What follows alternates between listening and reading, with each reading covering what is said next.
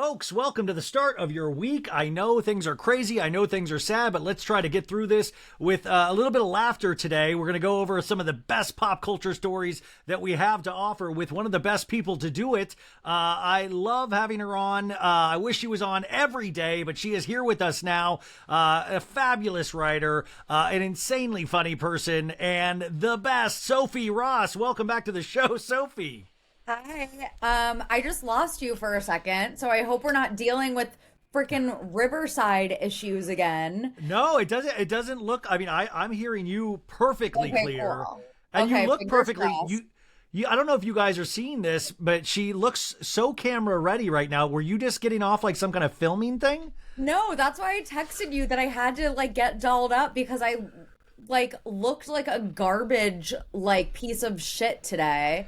Because we had a flight this morning super early because I was in Chicago for a wedding. She's at another wedding, folks. Put that, if you had that under 2023, this is the 30th wedding of Sophie's year.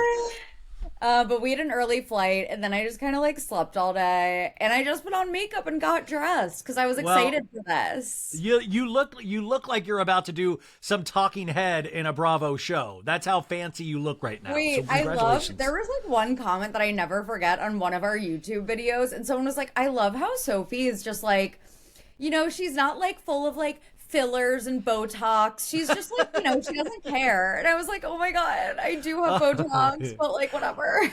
You guys, I haven't showered in a day. I look like Albert Einstein, with just dark hair. It's going every which way. I've pretty much just been holed up in kind of a internet funk after the news of Matthew Perry last night. Oh my God. Before we get to that though, I want to start off with, since Sophie is our roving sports reporter, this is breaking news. Taylor Swift has just broken up with Travis Kelce after the Chiefs lost to Denver.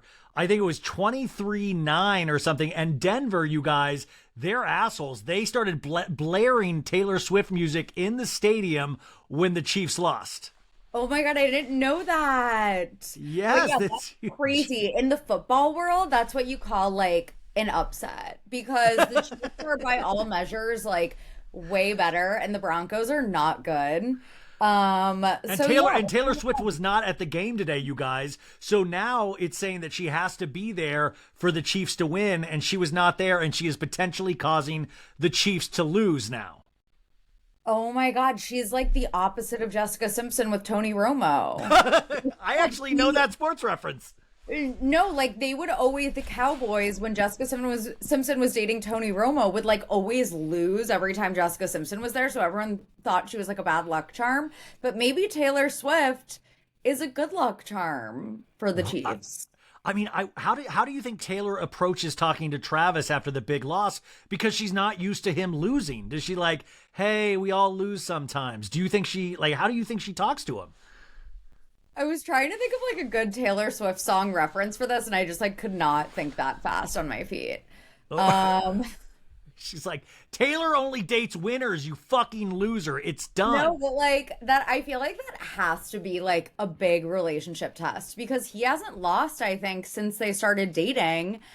And if you even date a man who has a favorite, or a woman like me who has a favorite sports team and your favorite sports team loses, that affects your mood and can cause you to start fights and be fucking pissed off. Imagine if you're on the team, I feel he that you'd be so upset if you were on a team that just lost, no matter who your team is. And the Chiefs have been getting so much more. I mean, they're obviously a hugely successful football team, but they've gotten so much attention because of Taylor Swift. But they've been on the winning side of things. So now, and by the way, during the broadcast, they were even putting stats up about how many yards Travis has when Taylor's there, as opposed to how many yards he has when she's not there. That's it. Think about that. Whoever you're dating, you guys, if they put up stats of she's been this much more productive after dating Randy in accounting. That would be horrible. That's so savage, actually. Wait, you know what she would say? She'd say, "Shake it off, shake it off." Well, Sophie, that's great branding because this weekend, on Thursday night, Taylor Swift 1989 Taylor's version finally got released, which Shake It Off is a huge hit single from that. Have you listened to Taylor's version? I actually haven't yet. And I was just telling Ryan before we started recording that I feel like I'm just like out of the pop culture loop right now because I was just in Chicago with my nephew all week and I was just like in baby world. Stop being a part of like humanity and actually living a life. Sorry. It's so gross. I know, but everyone knows that like I love Taylor Swift, her music. I was actually having a conversation about this that I go back and forth about like, do I like love her all the time? I don't know yet. I don't know. I go back and forth. Well, see, I think she's one of those easy people that you can love all the time. I will say there's a Taylor Swift overload right now. I listened to Taylor's version and it starts off, I mean, like she kind of starts off with a bang talking about like, listen, you said I like can't hang out with females and you call it like, she kind of was like saying like, oh, you guys put out this stuff out there that I was potentially bisexual. There was a lot of meaning in there kind of saying that that wasn't the case.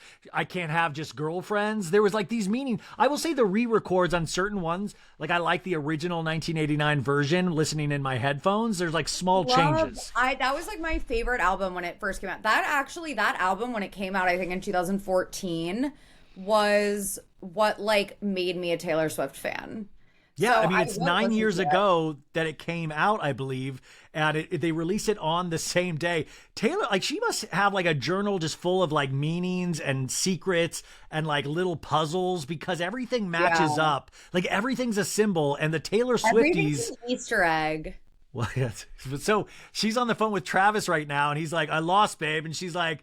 I got the #1 album in the world right now, bitch. Let's go out to dinner and party. And he's like, I'm not feeling it, babe. Like, I'm so curious how they handle loss in that relationship.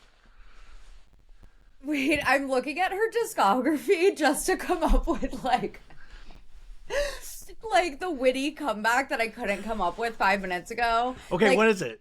Wouldn't it have been fun if you had just won. Oh, man. Welcome to your loss. It's just waiting for you. Welcome to your loss. No, listen, did the Bengals win today? Yes. Okay, so you and Taylor won this weekend and Travis lost. So finally the Bengals won. And did your boyfriend's team, the Eagles, win? Yes, they did win. Yes. Woo! Huge, so huge sports in a good day. mood in our household, and we're actually picking up our puppy tomorrow. Oh my God! It's finally here. So Sophie is getting a puppy with her boyfriend, and she's been talking about this for a while. So this is really exciting. Leading into a your puppy's first Halloween with you guys. I know. We don't have a costume though. Did you guys not have to do any like Chicago Halloween parties this week? No, because again, it was like just for a wedding. So like we didn't really like dress. I can't remember the last time I dressed up for Halloween, even though Halloween is like my favorite time of year. Like I love, oh my God, we need to talk about all of the spooky things. What are the spooky things? American Horror Stories, the new season. Did you see Lisa Rinna's in the episode? Yes. Wait, she actually was so good. Because Lisa Rinna's perfect for that kind of shit. Are you kidding me? Of course. I just want her to stop talking about Beverly Hills and being, I'm glad she's off the show. Go act your little heart out, Lisa. Go act. I loved it. I loved Lisa Rinna in that episode. It's crazy how like her and Kim Kardashian like have been some of the best actresses on FX. Like, well, the American Horror Story is heavily stylized, so all of their dialogue is like, they're always like, eat my cunt, girl. Like, it's always like...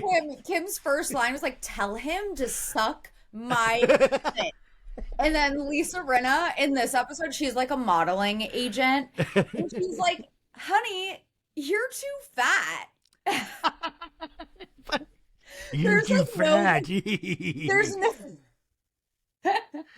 There's no like nuance with the writing. It's just like you're too fat. Yes. Like, we don't have to read between the lines. Wait, like... can you explain to me what happened to... So American Horror Story Delicate was with Kim Kardashian. Did that end? Because now they're doing this new American Horror Story 4-part series. Like, what happened to Delicate? Did it end? Let me explain. So American Horror Stories is like a totally different show than American Horror Story. Oh. Stories is like the anthology series where every episode is like a different spooky story. It's like, Are You Afraid of the Dark? You know? Or is it kind of like Black Mirror, but like less professional?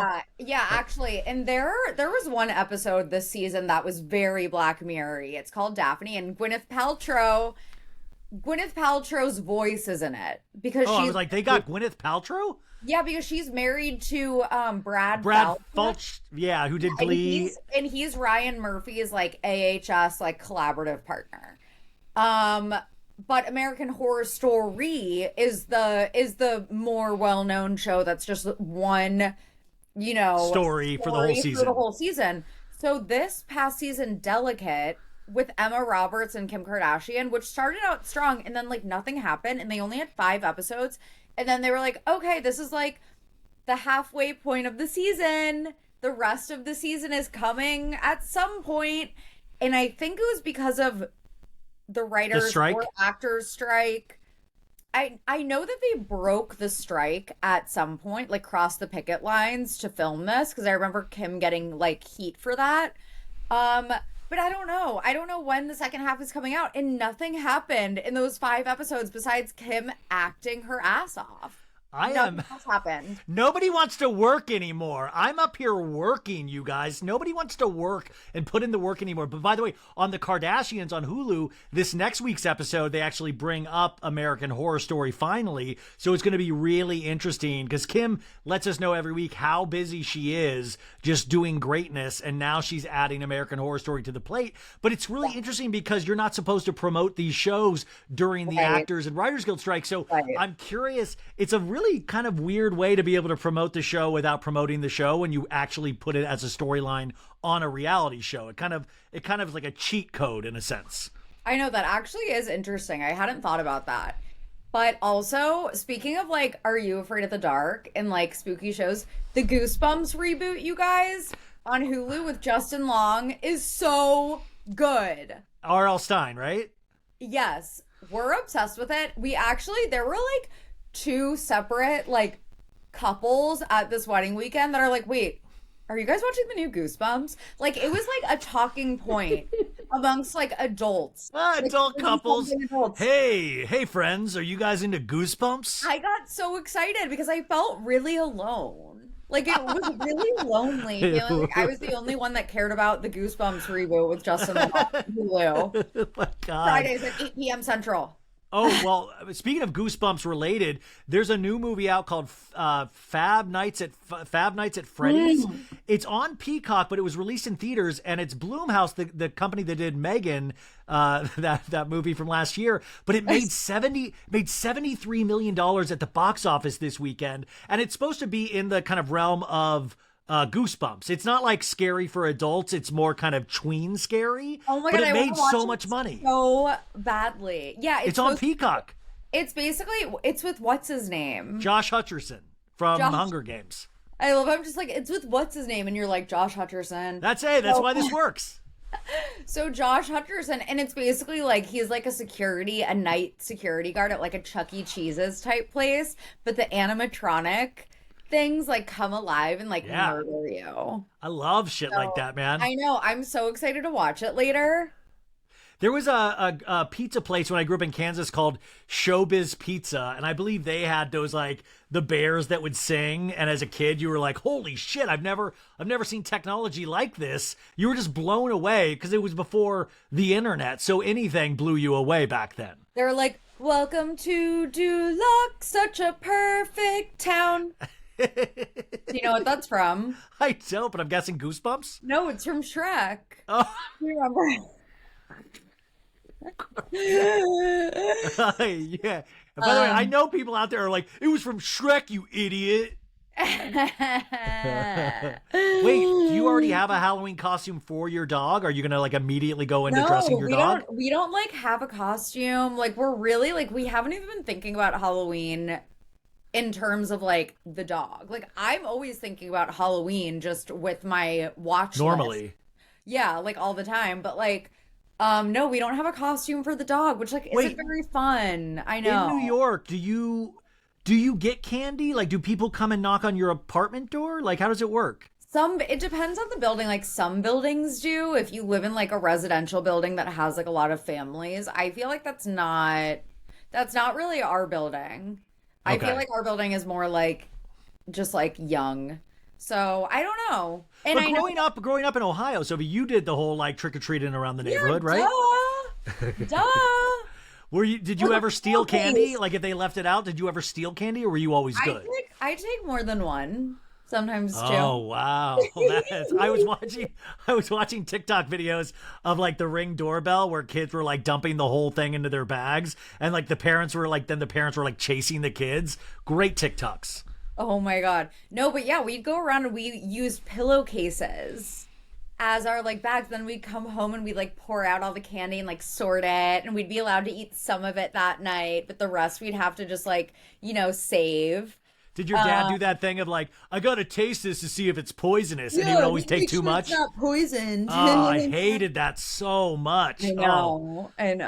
Speaking of Halloween, this weekend is one of the most annoying weekends if you're a celebrity because they dress up and do all the parties. Kendall Jenner had a party, you guys, where Bad Bunny was with her, and you had all those. I mean, like, the celebrity thing, the thing that annoyed me the most was Megan Fox came out with Machine Gun Kelly, and then she did this stupid Instagram post, and I'm just pissed because I'm a Screen Actors Guild member, and she was like, at SAG-AFTRA, because SAG did this thing that they encouraged members not to dress up as characters from movies because we're in the middle of a strike and we're actually we finally got everybody to step back up to the table this week. And listen, it's a little corny for, I get it. It's like annoying that SAG asked this, but they did. And then Megan Fox fucking puts at SAG-AFTRA and then puts her and her boyfriend in her stupid Kill Bill outfit on there. And I'm like, Megan, you don't fucking get it. This isn't for you. Like, this is for like a whole union of people that nobody knows who they are, that basically do not make a living wage. And then you have to be like fucking like at the movie studios. Like, I thought it was so, like, Megan Fox sometimes I just don't get. It's like, dude, it's miserable to me.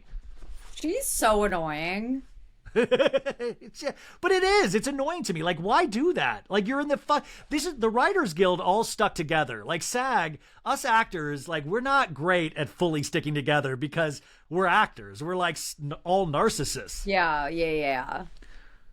And Machine Gun Kelly, I had no clue they were even still going out. I wonder, when do you think that the actors like are gonna come to Well, so we're close. They've been like actually meeting all weekend. I kept getting updates from like the SAG will send you like updates every day. And so it says they're close, but either they get it done this week or they wait till January, and that's just going to suck. But like Hollywood kind of shuts down anyways in December usually anyways, but like you're going to see a real glut of movies in about a year where you're not going to see these things that you're used to seeing. So it's like everybody's got to get back to work. I love reality shows, but I love narrative storytelling as much, if not more sometimes. And I think you're going to see, like American Horror Story will not even be able to continue, even if like they can't even keep crossing picket lines. So, it's necessary that it, and by the way, dude, did you see how many like Netflix raised their prices this month? Peacock did, Apple TV raised. Like, how are you going to keep raising prices on consumers and then not give the people that actually provide product any of the? Actually, all raise their prices. They all raise their prices. Oh, God. Including Apple TV. Apple TV used to be the ones of like, I don't care if you even know we exist. They even raise their prices. I can't keep doing this. They can't keep getting away with this. Well, it's like, let's just go back to cable. Like, this was supposed to be like better than cable. And now it's like, if I want to see a certain movie, I got to get a certain streaming service. It's completely ridiculous. Oh my God. Well, anyways, hopefully it'll be put to an end this week. Hey, real quick about Halloween before we get to Matthew Perry. You are into this influencer culture way more than I am. I just kept I kept seeing this video. Do you know who this Karina Knopf is? Karina Knopf. There was like a Halloween party where this guy got decked by a security guard, like these little YouTubers, and he got like fucking floored with this. Oh, is it Karina Knopf or something? Yeah, Karina Knopf. So I don't pay attention to her, but like, apparently she. Actually, my boyfriend was the one who told me about her originally, which doesn't sound good, but I think it's not good, you guys. I know. I want to be like, honey, explain Karina, not my buddy. I don't even know who she is really. My buddy. No, but like I don't really follow her, pay attention to her, but I know that she's like she hangs out with like the Vlog Squad and like yes, David Dobrik. David Dobrik. Yeah. But supposedly this other little like pipsqueak YouTube kid, like how do all these YouTubers have fucking security? And then the security just like decked this dude. And I didn't know anybody in this group at all. And like there's a great podcast, Who Weekly, that they like focus on stuff like this. And I was just like, I know none of these people. And I don't even think I want to know these people. But they're running out there throwing like insane Halloween parties where like security guards are outnumbering the guests. Oh my God, I need to watch this video because I didn't see that. But like that sounds. Tell your boyfriend to show it to you. He knows where it is. He already knows. He knows. Okay, guys. So this is obviously, I hate to talk about this, but Matthew Perry died at the age of 53 years old yesterday at his home in his jacuzzi of a suspected drowning. There's so much information that still has not come out yet. And obviously, we've talked about Matthew Perry in his book last year. We talked about his interviews. We had these conversations, and it was one of those things that's just horrifying. And it's one of those things that's shocking, but at the same time, like I think some of us were like, oh, I hope he, it's one of those people when they have such issues with addiction, you're always scared to see their name because half of you kind of expects to see their name. But this one fucking hurt because I think a lot of us grew up with Friends, and whether you think it holds up now or not is besides the point. We all felt good about that show, most of us at some point, and he was just so funny in his delivery. He's just a genius at sitcom delivery. And he seemed like, obviously, he was very open about admitting his struggles. And I'm really curious what's going to happen about this. Did you have any opinions on this when you heard about it, Sophie? I mean, yeah, it's so sad. And like I said, last night I was at a wedding and I will never forget, like, being where I was when we found out. It's just one of those celebrity deaths that like just hits you really hard. And again, it's like we know that he's struggled so much, which I feel like it just makes it hurt worse. Not that, any death is sadder than another person's death, but it's like we would have loved to see him, live a long, clean, fulfilling life after, overcoming struggles. So it's, just so sad that it was cut short. And like you said, it's like I was never one of those like huge like Friends like can like name every like inside joke and like iconic line. That's Jax Taylor. Jax Taylor is the world's number one. Yeah, the lobsters. That's Jax and Brittany. Yeah. No, so like that's never been me, but I can still appreciate, how funny that show was and how, comforting that like cast of characters was to everyone. So I can only imagine how the diehard Friends viewers feel about it. And I just think again, it's just. And he was so open about his addiction, about how many times he actually went to rehab. He was open about spending $9 million on trying to get clean. And also, he started the Perry Foundation. I believe it's in Malibu for men struggling with addiction. And I thought, he spent so much time that a lot of people don't even know about trying to help other people deal with their addictions and really, really offered his help. And so many great stories are coming out about him, which is the way you want to remember somebody. He even had a thing that he had talked about how he wanted to be remembered. And he said, well, listen, I know it's going to be for Friends, but I actually hope it's for all this other work that I've done. And even in the throes of his addiction, he was still able to help so many people. I just think it's hard because he was that guy, it's like you always relate to somebody. And I was related to him, as a character, of course. He was like that guy that always used like humor as a weapon. And it's very sarcastic. Right. I grew up that way or wanted to be that way. And you realize... Clown. Yeah, well, you realize he had so much, and it just goes to show, even if you have all the money in the world, everything going for you, and if we look at you from the outside and go, God, you had everything, it doesn't matter, because if you're feeling a certain way inside, if you sometimes feel broken inside, nothing is going to change that, and that's the thing that breaks your heart, and we don't know. This could be... they say it could be a potential heart attack. He could have had because they found prescription medicine on the scene. That is not illegal. It was actually prescribed, but the toxicology reports won't come back for months. I will say this, and this, I hate to say this. I was talking about this on the Patreon, is that somebody DM'd me and I don't follow this person, they follow me, and they said, hey, you know, I don't want to get in trouble, but like a week ago, this person, you know, Matthew Perry was in Santa Barbara at the place I work at, and he was drinking.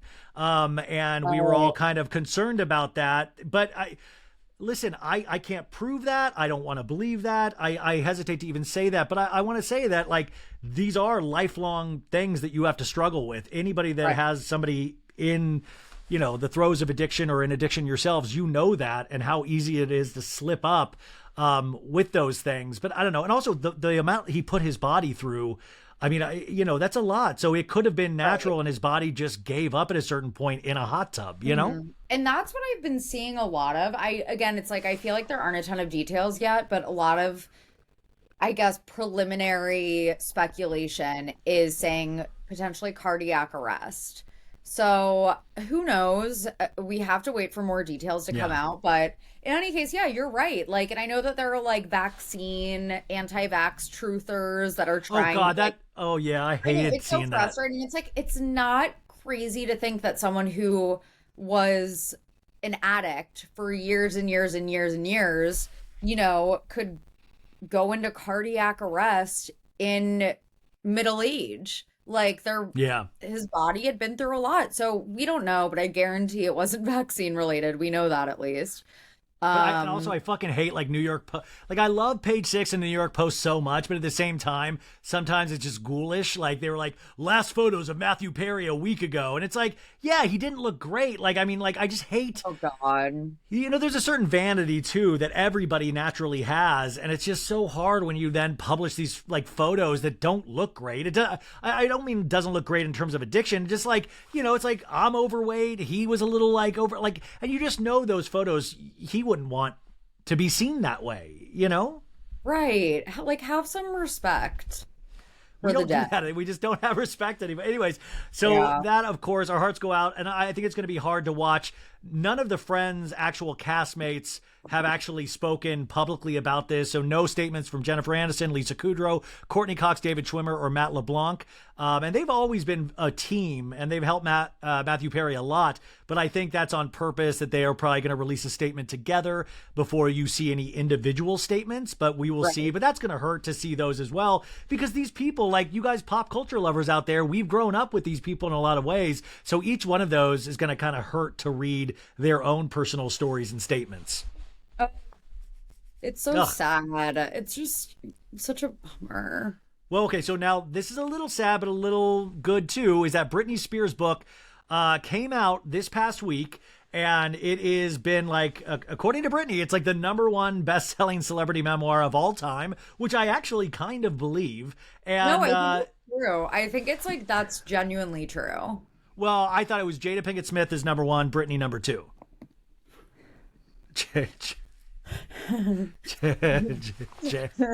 Jada Pinkett Smith's #1, Britney's #2. That's it. I mean, no, Britney obviously hugely successful. Britney actually Instagrammed that they're working on a part 2 right now, which is because the book is like a really quick read. The book is a very quick read. You can finish it in like 3 hours if you want to. Wait, what? Sophie's making a face. Oh my God, I was just going to say, so I was listening to Celebrity Memoir Book Club, like, about the book, because I haven't ordered it yet, which I know makes me a bad Britney stan, even though I have her She's face got a wedding, on you guys. Oh, she's got a Britney candle. Yeah. Oh my God. Wait, but I just looked on Amazon, and they have The Woman in Me and the Curious perfume bundle. So that's one of Britney Spears' like perfumes, and they have a bundle where you can buy the book and the perfume. I feel like I'm gonna have to do that. Okay, Sophie, I got the book finally from my library, the audiobook read by Michelle Williams. But then I was flying out of New York on Friday, and I said, you know what? Fuck it. I'm just going to treat myself and buy the book at the airport. And I did, but the book cost fucking $35 at the airport, and I still feel guilty about spending $35 on. I'm like, the airplane bookstores don't give you any kind of deals. I know. I saw it at the airport too, and I was like, oh my God, should I just do it now? And it's just like, $35. I was like, are you fucking kidding? And the library gave it to me for free. So I went ahead and bought it. I bought it just to have just to have it. But then I'm listening to the audiobook, and Michelle Williams does a really good job narrating for a very tough, that's a tough assignment. Genuine. Faux shizzle. Yeah, my name is JT. Faux shizzle. By the way, Justin Timberlake locked all of his comments on Instagram. I will say this. I go back and forth on this because we all paint Justin Timberlake as this villain. But I will say it's like another one of those. I think I'm getting soft in my old age. But like, I was just trying to think of like your young relationships. You do fucking idiotic things in young relationships. I'm not talking about the getting rid of a baby, or I'm talking about just like Brittany says that there's a part of her that's still in love with Justin in this book. Like, is Justin the villain that we make him out to be? Like, I'm truly, I know the answer might be yes, but what is the deal here? I think yes. I think that he was the villain and still is to an extent, because so much of what he did, not only to Brittany, but to the press about Brittany. So like making it seem like, you know, he took her virginity, like that's something that he wanted to claim. He was constantly trying to smear her, and it feels, you know, a little calculated. And it's kind of like, you know, what happened with Janet with the Super Bowl too.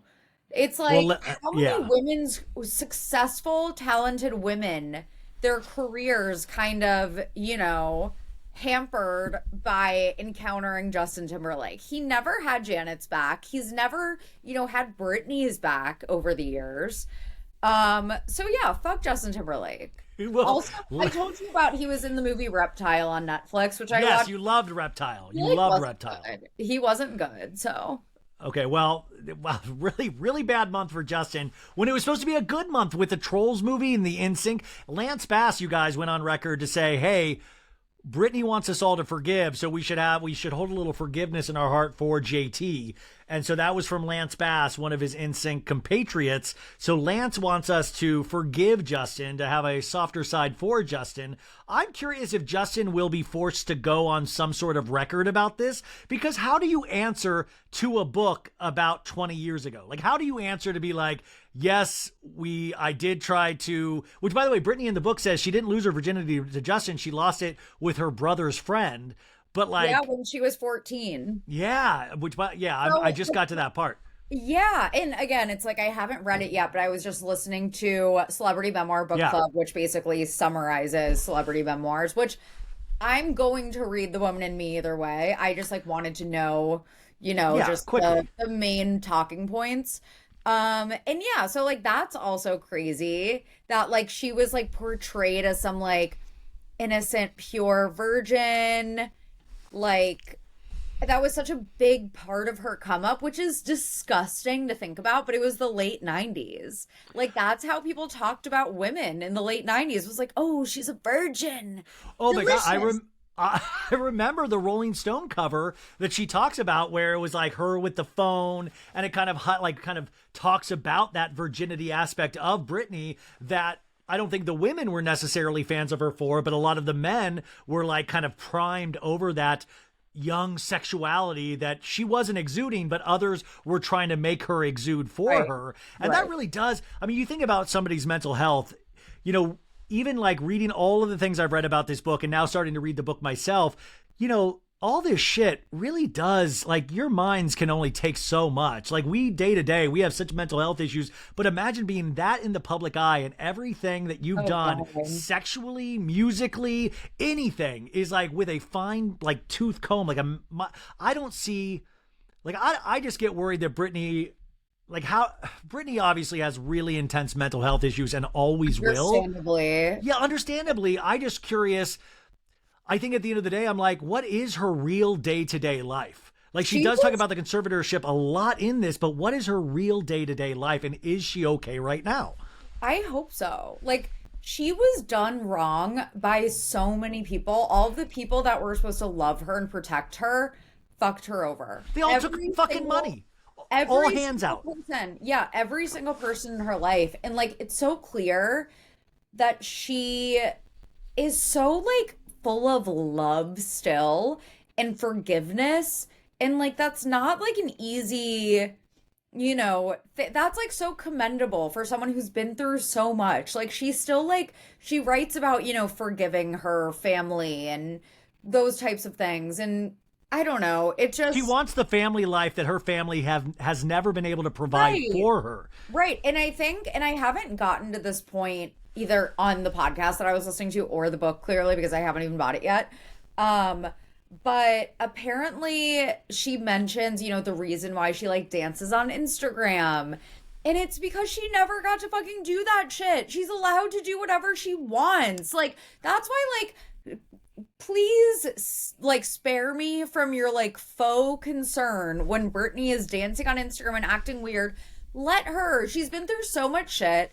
She definitely, you know, is struggling with, I'm sure, mental illnesses, like many people are, but she has just been through so much trauma.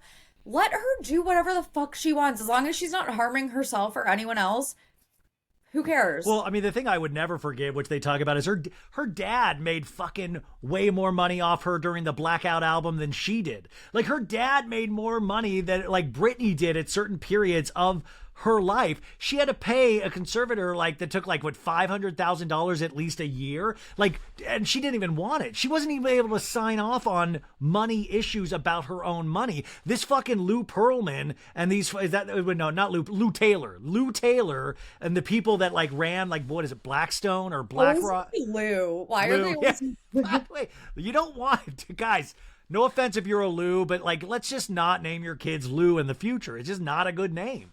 Sorry, Lou's. I'm so sorry. But anyways, I can't wait to finish this book. It really is a very quick read so far, but it's one of those things that I think we devoured because I think we really want to know about this period of time in Brittany's life. I'm just curious what's next for her. That also pisses me off so much about Blackout, like her not even getting to like enjoy the fruits of her labor, because that is probably one of the best pop albums of all time, not just by Brittany, but like by anyone of all time.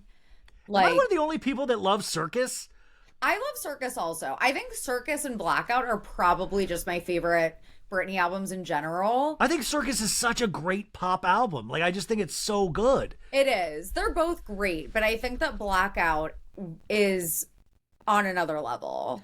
But just imagine having to fight for yourself in that industry when she even talks about like her actually, even the label was like, they wouldn't release the single she wanted to release. Like Me Against the Music, you had to put Madonna in there to be able to get it to be released. Like everything seems to be a fight for her in this life. And it's like Matthew Perry. Like we look on the outside and we go, Britney Spears, everybody fucking loves her. She must be a billionaire. It's like for every Taylor Swift that seems to be doing everything right, you had somebody like Brittany that like had like just got the shit end of the stick time and time again. Yes, exactly. Yeah. Also, I was just looking at comparing like the track list of Circus and Blackout to like really get to the bottom of like, please, does Circus stand up to Blackout? It does. It does. They're both amazing. Yeah, wait, when you seek Amy? Come on. I know, that's iconic. Radar is probably one of my favorite Britney songs of all time. Which is also from Circus. And then after that, I don't think this wasn't even on an album. Was the Will I Am song even on an album? What Will I Am song? Remember the Scream and Shout and Let It All Out. Nah, nah, nah, nah. I love that. Was that even on an album? On and on. I love that song. Wait. I think that was just a single, if I'm not mistaken. I probably am mistaken. Do not hurt me, Britney fans. Yeah. I love that song. But anyways, Britney Spears, we're all reading your book. Congratulations if you're listening. We're all reading for you, Brittany. I know Brittany is like known to be a listener of Pop Culture Rapids on Mondays. Yeah. So Britt, we love you. We love you. Congratulations. Okay. So I know Sophie obviously has been to her 30th wedding this year, and she has not been able to keep up with the show. So we're going to do a little game of helping Sophie with her Bravo this week and letting her know what happened on her favorite shows. But I want to let all of you guys know this week for Bravo is insane in terms of a release schedule. So get this. This just fascinated me. I don't know why Bravo went this hard this week. So Sunday, tonight, you're going to hear this tomorrow. We have Real Housewives of New York Reunion Part 2. We had Part 1 last Sunday. Monday, we have Below Deck Med. Tuesday, we have a second episode of Winter House. And we have a new episode of Real Housewives of Salt Lake City. We didn't get one last week because they premiered Winter House. Wednesday, we have the Real Housewives of Miami premiere for the new season. And we have the second episode of Real Housewives of Beverly Hills. Thursday, we have a new Southern Charm. And then Friday, folks, we hit BravoCon. BravoCon's Friday, Saturday, and Sunday. On Peacock, they will be playing a lot of the panels from BravoCon on Peacock if you are a subscriber. But then Sunday night, even though BravoCon is happening, they have the Married to Medicine premiere and they have the Real Housewives of Potomac premiere. That's way too much Bravo. That's like, holy shit. Jesus H. Christ. What are we going to do? I mean, this is supposed to be time you spend with your families in the holidays. We're going to have to spend it with like nonstop Bravo. I did actually watch Winter House. Because what did you think? I was heated for Salt Lake City, thinking Salt Lake City was going to be on, and I was like, what the fuck? Not Corey. Corey. Okay, you guys, Winter House. And by the way, this week on Wednesday, you will you will be. Well, what did you think of the hot tub scene between Alex and Jordan? Wait, with Alex? From Below Deck. Yeah, isn't that okay? So I don't watch Below Deck, so this is my first time meeting.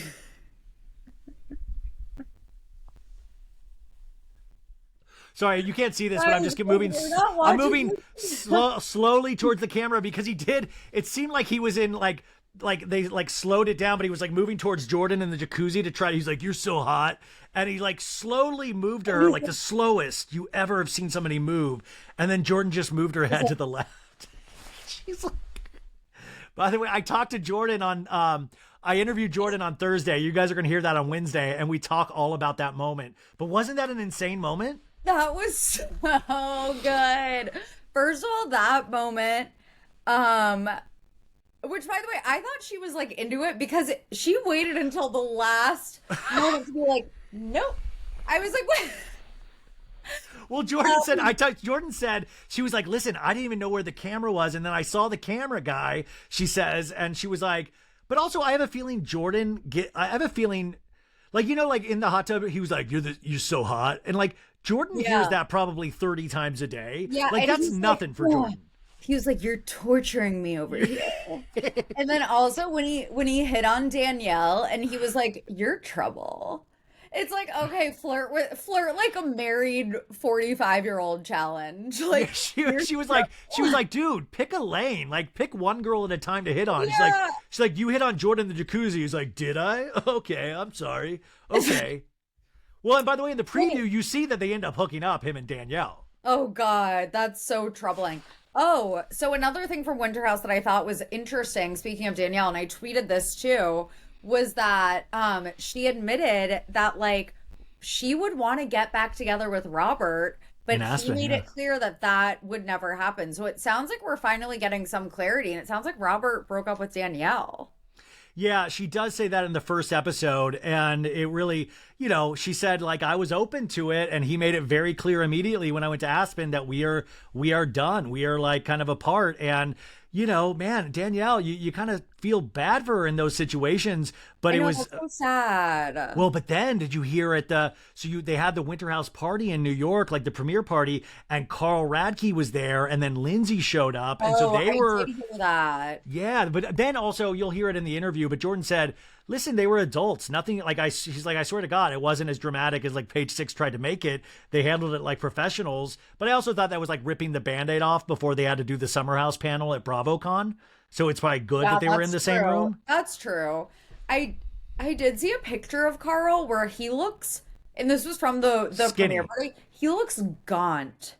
Well, man, that's got to be. I mean, even if you chose to do this, like, it's gotta tear you the fuck up. Oh I mean, God. Honestly, it's so crazy because it's so true that like grief or whatever you're feeling always ends up like stress. It manifests physically to some degree, like always. But that's my American Horror Story. I'm going through fucking tons of grief, and I'm just gaining weight. Like, where's my fucking gauntness? Like, I want fucking that kind of tragedy, man. Where's my Lisa Rinna tapeworm? Yeah, that's the episode, by the way, for American Horror Stories. By the way, we should be able to get Lisa Rinna on Cameo, and she'll just call you a fat fuck. He was your fat fuck. Yeah, I'm not on Beverly Hills, you fat fuck. Because you're too fat. For an extra $50, she'll call you fat and then offer Harry's bolognese. You want another helping of bolognese? But I gotta say, you know what I didn't? And this isn't a slam, but I didn't miss Craig and Austin on Winter House. Like, I was fine with it. I was fine. Like, no, me neither. Craig, I thought I was going to miss it, and I didn't.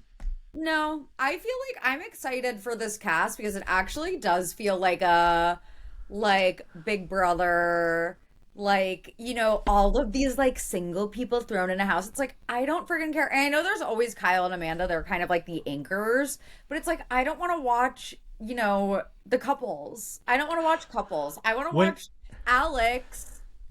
Like try to awkwardly flirt with. I even love Brian Benny. Brian Benny from Family Karma. He tried to hit on Jordan too in a hallway, and she had to turn him down. What did he say, by the way? He said something so like, he was like, I'm just throwing it out there. Like, you can throw it right back. Like, that was how he hit on her. He's so dorky and lovable, but it's I know. He does well with moms. You can tell he does very well with moms. Not like hooking up with them, but like moms of the daughters probably love him. Yeah. And at the end of the first episode, you guys, Tom Schwartz finally gets there in the middle of Scandival. And get this, Jordan told me he has to leave the Winter House to go film the reunion and then came back to finish up filming. So we get to see that on Winter House. Oh my God. But also it's like, I love how that's like the cliffhanger they ended it on. It's like Tom Schwartz like walking to the house and he's like, the scandal has been all consuming.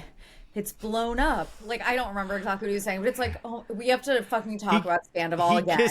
He kisses the ground and he's like, me and Tom were supposed to do this together, man. Yeah, that's what we talked about this. We talked about this opening the restaurant and then be able to shred the gnar together, and we were supposed to do this together. I know. It's like, okay, cool cliffhanger, like sick cliffhanger. Can't wait to see. Well, I've seen the second episode already, you guys, and again, like right.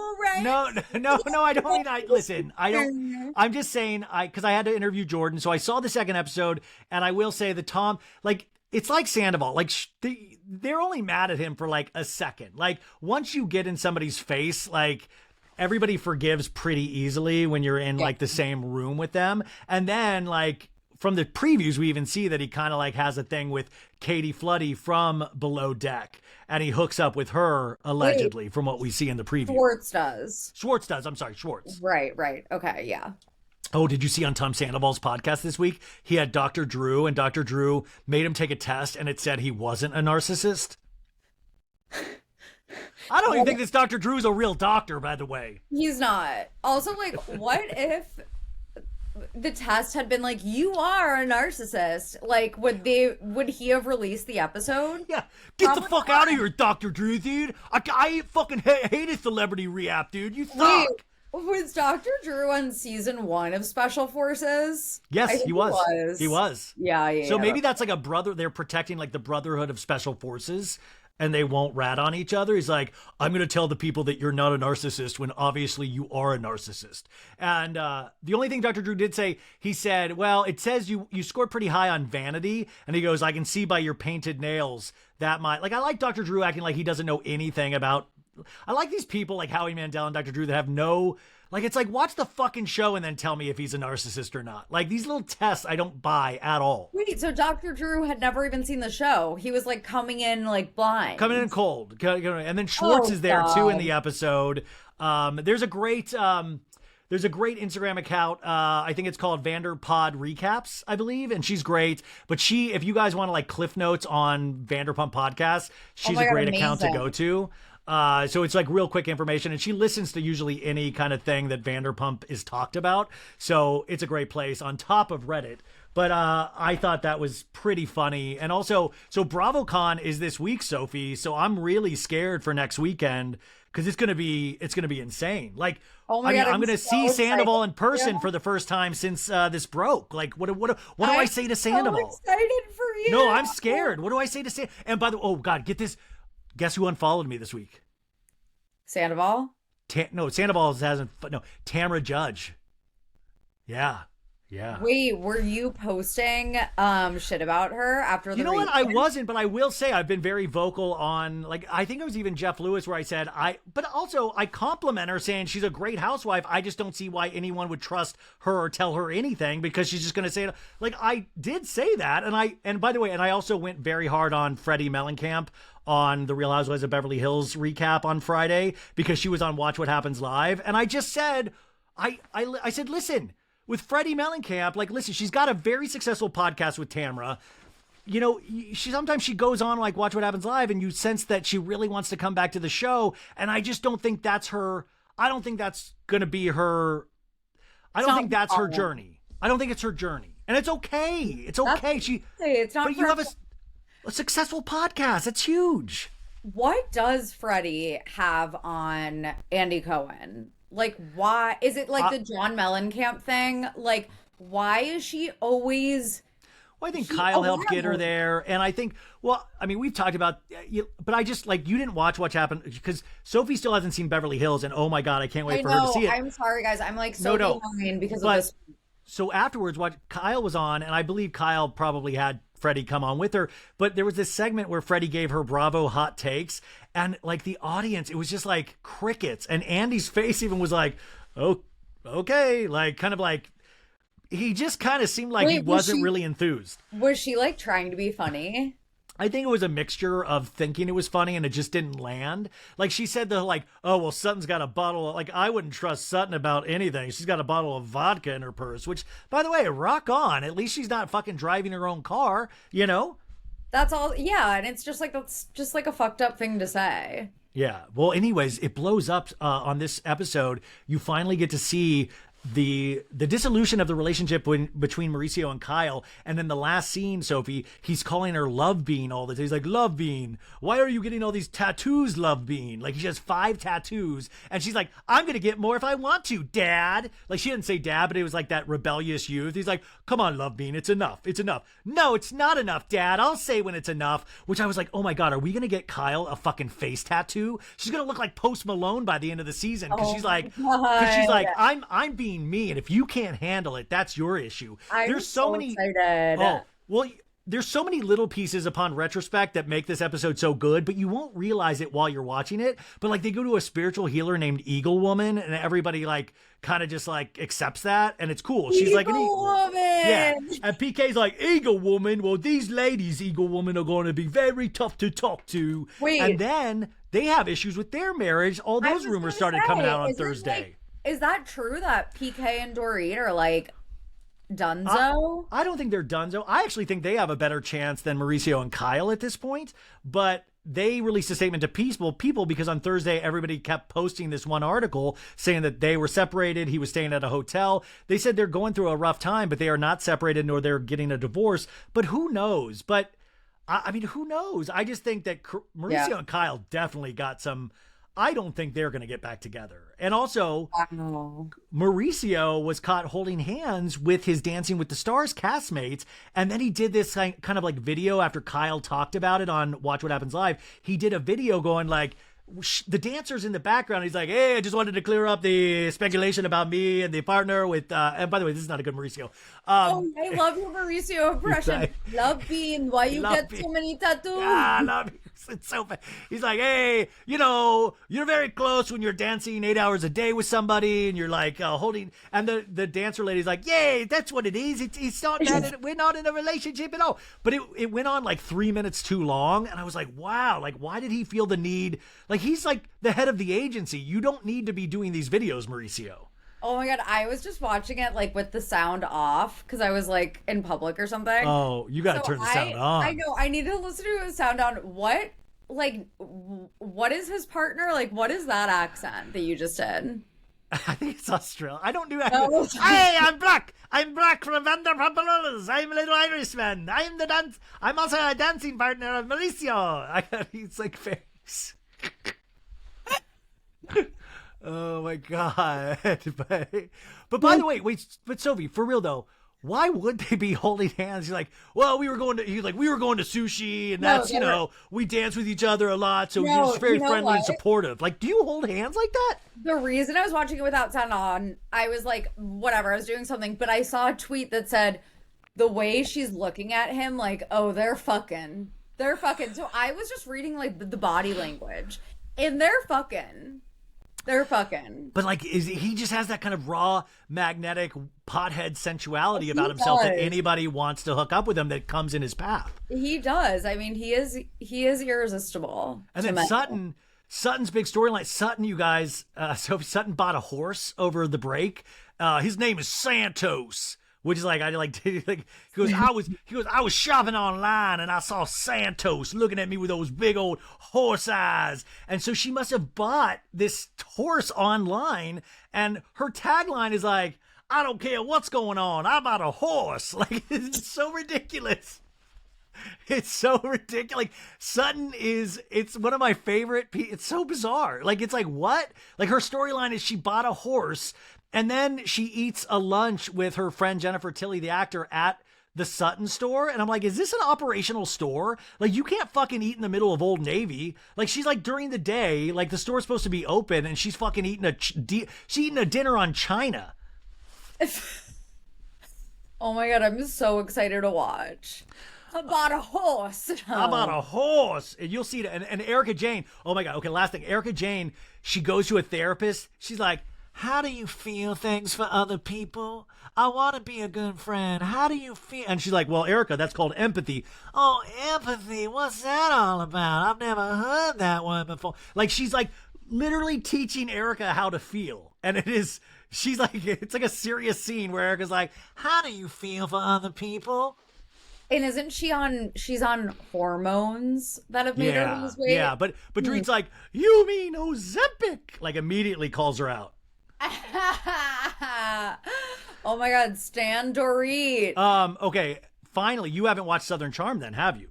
I watched like half of it. Okay, so you probably didn't watch the good half.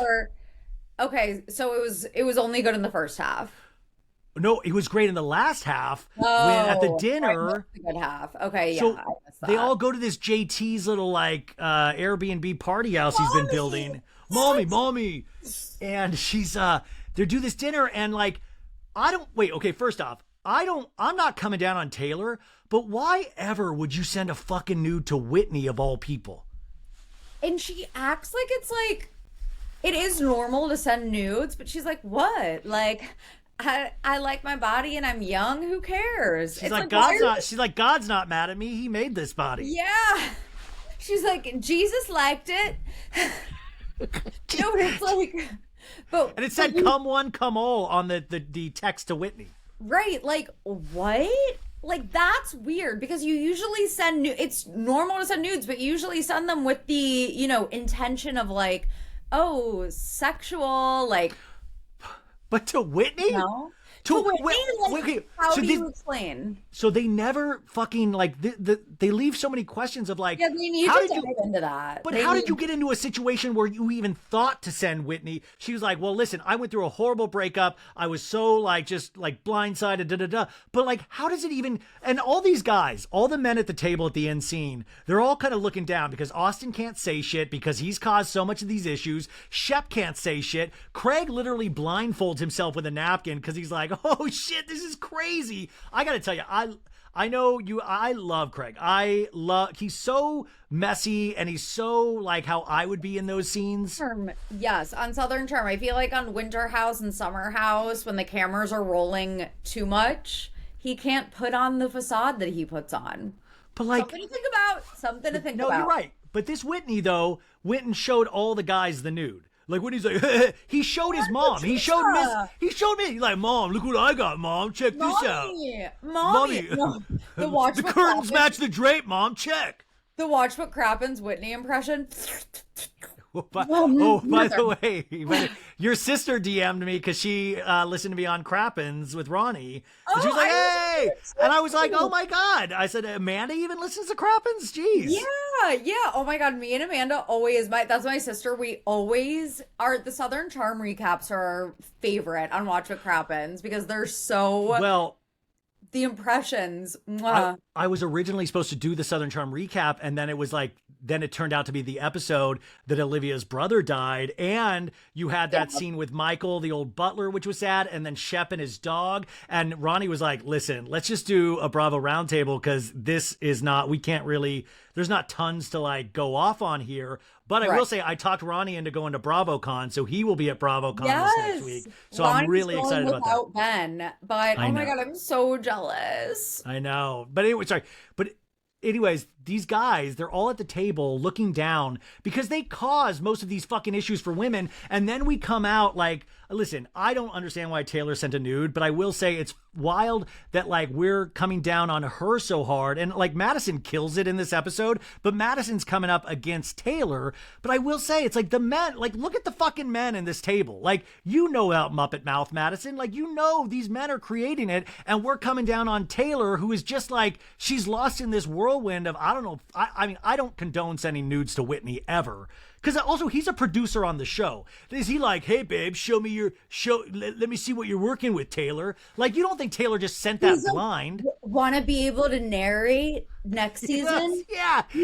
He's like, send me a nude in your voiceover of this week on Southern Charm. And I'm doing some auditioning for voice. I'm going to need a full body shot. So ridiculous. Yeah, no, but you're right. It's always, I mean, that's how society is though. Like that's the society we live in where the women always get it so much worse. And I think that the hate that Taylor's gotten is disproportionate compared to the hate that Austin's gotten. I think what's different, and I think maybe it's something Olivia had said on this episode actually, was that with Austin, she expects it kind of. Yeah. But with Taylor, it's like that feels like more of like a betrayal.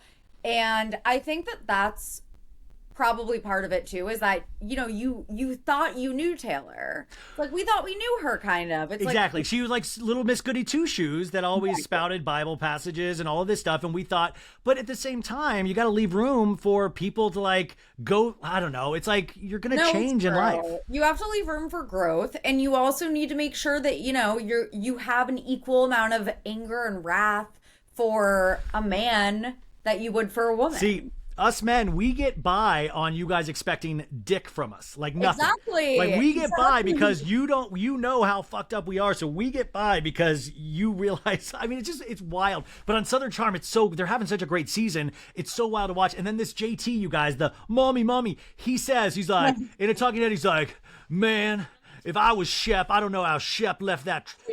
He goes, I don't know how he let that diamond go. I would have kept it. I was like, yeah, you would have kept it in a cage. He's like, I would have kept it and taken care of it and never let her go from my sight. And I'm like, you would have caged her? No, he was like, if that fish landed in my boat, I wouldn't throw it back in the ocean. Like, what are you gonna do to it? Puts the lotion in the basket. Okay, and finally, did you watch Roni last week, the first part of the reunion? Yes. Okay, second part's on right now. It was fine. I just don't know why Uba came so hard for Jenna. I was confused by Uba on the reunion. I was really confused by her. And Sai not talking to Brynn for like 6 months kind of surprised me as well. I'm like, this Sai, man, that sounds miserable. And also, Sai and Aaron seem to like not be on great terms either, even though I feel like towards the end of the season, like they were kind of like an alliance. Yeah, I think Aaron saw how the audience was reacting potentially. Yeah, that probably is what it is. But I did love how Brynn was like, sorry, I can't hear you from all the way down there. To Sai. I love that part. But like, Brynn has some great lines. Yeah. The only highlight. They like focus so much on like, you know, like emotional stuff, like mommy issues. Yeah, I mean everybody had. I know it's not funny, but there are a lot of mommy issues, and like I felt like it was more like it was less like a reunion and more just like a still getting to know these women. Right. Right. So Yeah, I don't know. I'm curious how they ended up tonight. Okay, so we're getting off right now. What are you gonna go watch after we get off? Or are you going to bed? I might watch Roni Part 2. You're like, well, Goosebumps. We got some new Goose. No, we might I'm do all Fab caught up on Nights at Goosebumps. Freddy's. I do want to watch that though. I don't know.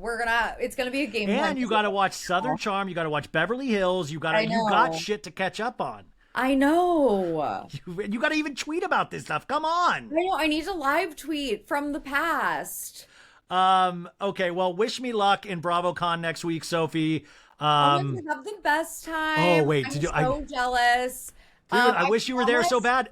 I know. I promise one day I'm gonna make it to BravoCon. We'll get you something from BravoCon though. We'll get you a gift at BravoCon. Swag or like we'll get you swag. Okay, thank you. Well, guess what? Next Monday I'll still be at 6 a.m. I have to get up and do a live like DC News, like one of the like DC News. They're doing an interview with me about BravoCon at like 6 a.m. over Zoom. Fuck yeah. Wait, it's imagine you're gonna see me like going like what? Like I'm gonna be fucking dying on this thing. News for this? Yeah, Betches got me an interview with like they're looking for people, so I'm gonna be a correspondent on the news for this Washington D.C. morning show. I love how it's like Middle East, wars going on, and then it's like reporting live, boots on the ground from BravoCon, Ryan Bailey. It's not even funny, but it'd be like, Robert, I've been here 3 days. I need backup now. I know it's not funny. I know it's not funny, but it's like, that's how ridiculous the world I live in is. And I'm so sorry, but it's like, it is ridiculous. That'll be part of the morning news in Washington, D.C. next week. Oh my God. Okay, well, I'm excited for that. Okay, well, Sophie, anything coming up this week that we need to know about? Just Puppy. Yes, Puppy is coming into the world. I'm scared for all the shows I need to catch up on because I'm like not even gonna have time this week with the puppy. But I guess just stop with the wedding shit. You gotta stop at a certain point. And then she was telling me you guys already weddings in the future. When I went to like Jersey with her, she was like already telling me like future weddings, and people had like weddings on the same day, and she has to turn one wedding down because they made it on the same day. And I was like, you have fucking competing weddings? Like I haven't been invited to a wedding in years now. Also, Ryan was like, you have like so many friends. And I'm like, the thing is, I don't know how this happens. And then she doubled her friends with her boyfriend's friends. So it's like way too many friends. Like you got to keep that loose and light. You just got to have like 3 friends. So like, that's I think I need to trim the fat. Yeah, send out a big mass email and just say, if you're interested in remaining my friends, like these are the questions you need to know about me, and whoever gets the right answers, and you pare it down like American Idol, Yeah, exactly. Also House of Villains you need to watch because, by the way, Corinne, I did a 20-minute interview with Corinne that I'm putting at the beginning of this episode because she reveals who got kicked off this week, and it's pretty funny. So she'll be at the very beginning. Corinne. Wait, was it? Am I allowed to say who I think it was? We can say it now. It is. Was it Jax? It was Jax. It was Jax. Because I saw the clip of Jax being like, "It was great, like getting to know you guys." Willy Wonka and the Chocolate Factory, where they just like pull a lever. Yeah, it's amazing. It's amazing. And wait. Sophie, Corinne says in the interview, all the House of Villains are on like a text thread, and Jax left the text thread in a very Jax fashion. He fucking would. Oh, dude, isn't that funny? I'm excited to listen to that. Did she say like what happened? She said that leaving the text thread, she wouldn't tell the full story because she said that's not her story to fully tell. But that's the first time I'd even heard about the text thread, so I was like excited about it. She said like they went out to dinner for the premiere and he wouldn't talk to her, and he was like just really doesn't like her, and I thought that was great because he's suppressing how much he wants to bang her. Probably he's so jacked, like he can't get away. He always did the same thing with Ariana. Damn, brutal. Well, I'll talk about this with Tom Sandoval next week at BravoCon and get his thoughts. Have the best time. I can't wait for updates. Yeah, I'm scared. I'll text you next weekend. Tell your dude and tell your new puppy hello. I will, and you guys will see lots of photos and videos. Don't worry. Follow her on Instagram to see puppy content from here on out. Yes. Okay, thanks, guys.